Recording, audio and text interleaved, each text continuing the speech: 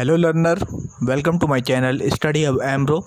Today we are starting the second chapter of economics, that is sector of Indian economy. If you have not subscribed my channel, please subscribe it and like my video. इस chapter में हम पढ़ेंगे classification of sector on the basis of economic activities, ownership, working condition. Second पढ़ेंगे comparison of three sector. Third topic होगा हमारा growth of territory sector. Fourth है हमारा how to create more employment.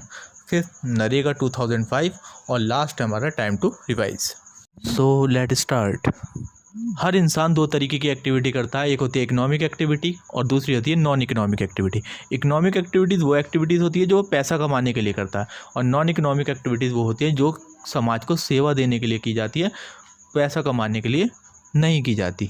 तो इस चैप्टर में हम पढ़ेंगे इकोनॉमिक एक्टिविटीज़ के बारे में. तो economic activities are classified into group. Economic activities को ग्रुप में बांटा गया है और यही ग्रुप सेक्टर ऑफ इकोनॉमी कहलाते हैं. हमारे समाज के अंदर people around us engage in different economic activity to earn money. हमारे समाज के अंदर लोग जो हैं अलग अलग इकोनॉमिक एक्टिविटी में इंगेज रहते हैं पैसा कमाने के लिए. कुछ सामान बेच के पैसा कमाते हैं, कुछ सामान बना के पैसा कमाते हैं, कुछ सर्विस प्रोवाइड करा के पैसा कमाते हैं. Sector of economic activities three part में क्लासीफाई हुई हैं: primary sector, secondary sector, tertiary sector. सबसे पहले बात करते हैं primary sector. Primary sector produce goods by exploiting natural resources. Primary sector में वो गुड्स प्रोड्यूस होते हैं जो नेचुरल रिसोर्सेज को एक्सप्लॉइट करके बनाए जाते हैं या प्रोड्यूस होते हैं. It produce natural goods. इसके अंदर जो गुड्स बनते हैं वो सब के सब नेचुरली होते हैं, या फिर हम ये कह सकते हैं इसके अंदर हमारे नेचर का ही सारा योगदान होता है प्राइमरी सेक्टर के अंदर. It is also called agriculture related sector. इसका दूसरा नाम एग्रीकल्चर रिलेटेड सेक्टर भी है. इसके एग्जाम्पल हैं farming, forestry, fishing, lumbering, mining, quarrying, etc.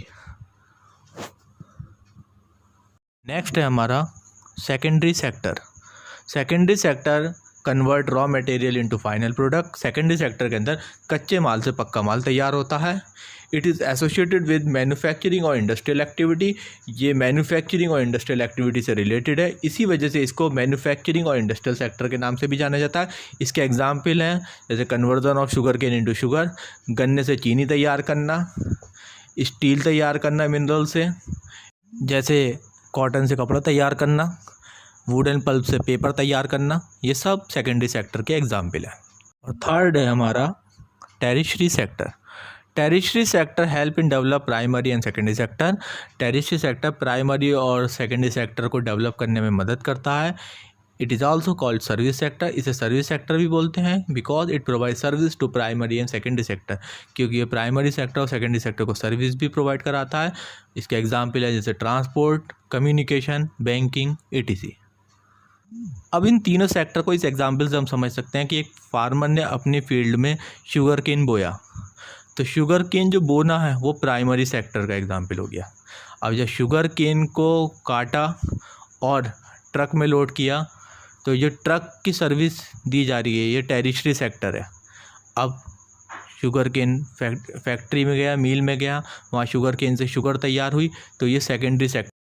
फिर वो शुगर बैग में पैक होके मार्केट में बिकने के लिए गई, जिसके लिए मीडियम जो है ट्रांसपोर्ट का इस्तेमाल किया गया होगा, बैंकिंग का इस्तेमाल किया गया होगा, तो ये फिर टेरिशरी सेक्टर है. तो तीनों सेक्टर एक दूसरे से इंटर रिलेटेड है.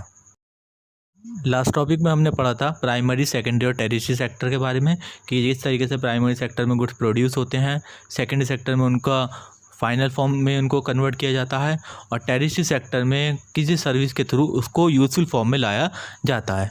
तो इन तीनों एक्टिविटीज़ का समावेश जो है वो जीडीपी कहलाता है. जीडीपी की फुल फॉर्म है ग्रॉस डोमेस्टिक प्रोडक्ट.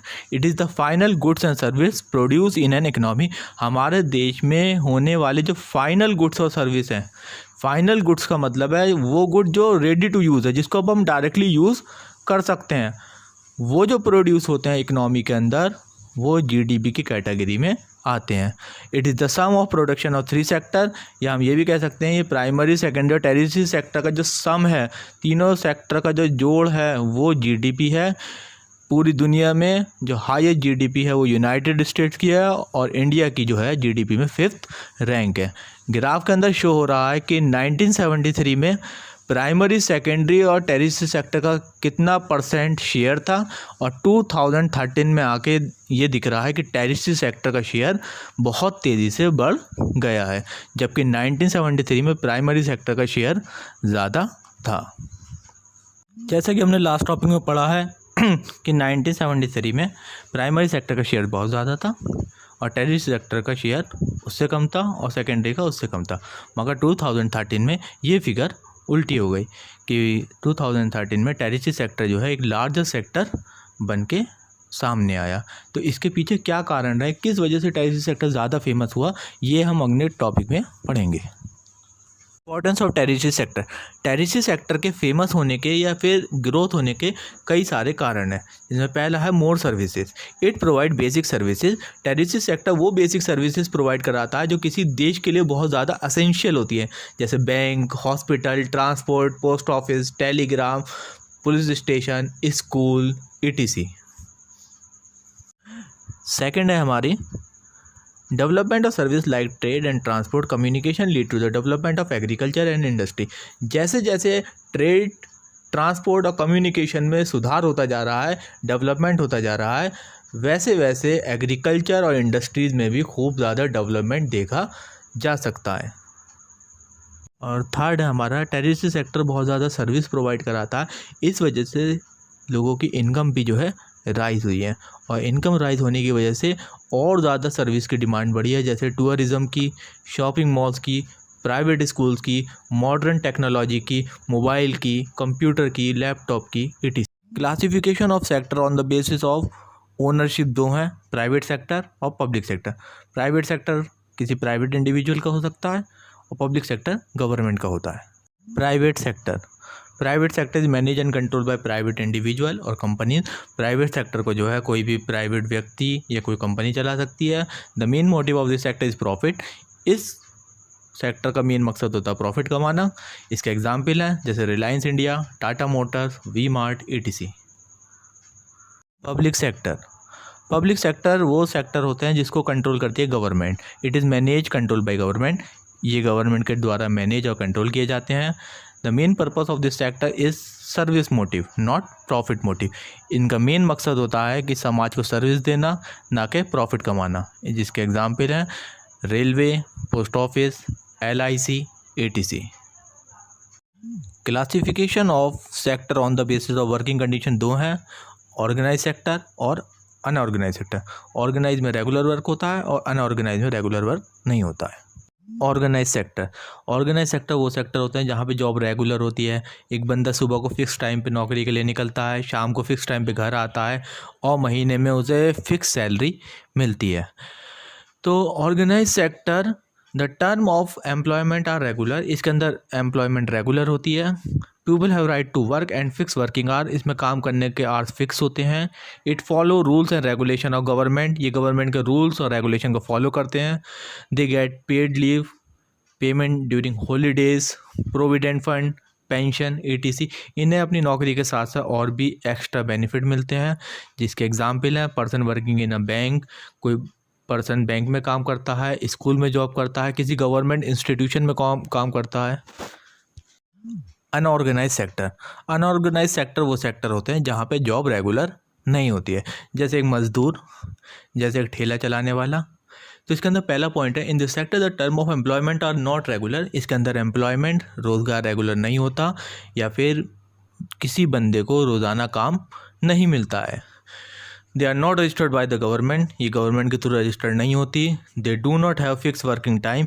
इनका कोई फिक्स वर्किंग टाइम नहीं होता है। इनको मजदूरी के अलावा और कोई दूसरी फैसिलिटीज़ नहीं मिलती है, जैसे ना इनको कोई हॉलीडे होता है, ना इनकी कोई पेंशन होती है। इनके एग्जाम्पल हैं जैसे बार्बर, जैसे मैसन, जैसे hawker, etc। Type of unemployment जो हमारे सिलेबस में है वो दो हैं, open unemployment, disguise unemployment. Open unemployment वो सिचुएशन है जब पर्सन के पास कोई जॉब नहीं होती, पर्सन के पास कमाने का कोई ज़रिया नहीं होता और पर्सन क्लियरली अनएम्प्लॉयड दिखता है, बेरोज़गार दिखता है। डिसगाइज अनएम्प्लॉयमेंट वो सिचुएशन है जिसमें पर्सन लगता तो एम्प्लॉयड है मगर पूरी तरीके से एम्प्लॉयड नहीं होता है। जैसे एक फार्मर लगता तो हाँ एम्प्लॉयड है मगर वास्तव में वो फुली एम्प्लॉयड नहीं होता, क्योंकि वो खेतों में सुबह को तो जाता है मगर पूरे दिन खेत में वर्क नहीं करता है। फॉर एग्ज़ाम्पल अगर उन्होंने कोई बीज बो रखे हैं खेत में, तो वो बीज बोने के बाद पानी छोड़ने के बाद अब उसका काम ख़त्म हो जाएगा, अब सारा काम नेचर के ऊपर डिपेंड होगा। तो ये एक तरीके से डिसगाइज अनएम्प्लॉयमेंट है। या फिर एक जगह काम करने वालों की ज़रूरत 2 की है और 4 बंदे काम कर रहे हैं, 5 बंदे काम कर रहे हैं, तो वो भी डिसगाइज अनएम्प्लॉयमेंट है। How to create more employment in rural areas, किस तरीके से ग्रामीण क्षेत्रों में खूब ज़्यादा रोज़गार फैलाया जा सकता है। जिसमें पहला है एग्रीकल्चर डाइवर्सिफिकेशन, कि फार्मर जो हैं एग्रीकल्चर डाइवर्सिफिकेशन को भी अपनाएं, कि खेती के साथ ऐसे काम भी करें जो एग्रीकल्चर से रिलेटेड भी हो और उनका खेती भी होती रहे और खेती के साथ दूसरी एक्टिविटीज़ भी होती रहे, जैसे fishing, forestry, bee keeping, ETC। Second है हमारा dairy. More employment can also be generated by rearing cattle for milk, ज़्यादा एम्प्लॉयमेंट जो है जनरेट की जा सकती है अगर फार्मर जो है कैटल्स को पाले मिल्क के लिए और ये मिल्क शहरों में बेचा जाए। थर्ड है हमारा easy loan. Government should provide easy loan to the farmer. Government जो है किसानों को सस्ता कर्जा दे ताकि जो है वो फार्मिंग की एक्टिविटीज़ या फार्मिंग से रिलेटेड इक्विपमेंट आसानी से ख़रीद सकें। और लास्ट है हमारा प्रमोट एजुकेशन। गांवों में जो है सरकार ऐसे स्कूल खोलें जो इंग्लिश मीडियम हो, जो बच्चों को शिक्षा दें, जिससे 2 फ़ायदे बताए गए हैं, which not only increase employment, इससे न केवल रोज़गार बढ़ेगा बल्कि गाँवों का लिटरेसी रेट भी बढ़ेगा। नरेगा 2005। नरेगा 2005 की फुल फॉर्म है national rural employment guarantee act, जिसे राइट टू वर्क से भी रेफर्ड किया जाता है। ये एक सोशल सिक्योरिटी स्कीम है जो गवर्नमेंट के द्वारा 2005 में स्टार्ट की गई है, जिसमें गवर्नमेंट जो है 100 डेज़ का गारंटी वर्क की प्रॉमिस करता है कि वर्कर्स को, मज़दूरों को वो साल में 100 दिन का काम गारंटी से देंगे। If the government fail to provide 100 days work, अगर गवर्नमेंट 100 डेज़ का वर्क नहीं दे पाती है तो उसके बदले में गवर्नमेंट जो है उतने दिन का कंपनसेशन, कुछ पैसा मज़दूरों को देती है। This scheme cover man and women worker of schedule caste and schedule tribe. इस स्कीम के अंदर महिलाएं, पुरुष आती हैं जो पिछड़ी जातियों के होते हैं। Thanks for watching.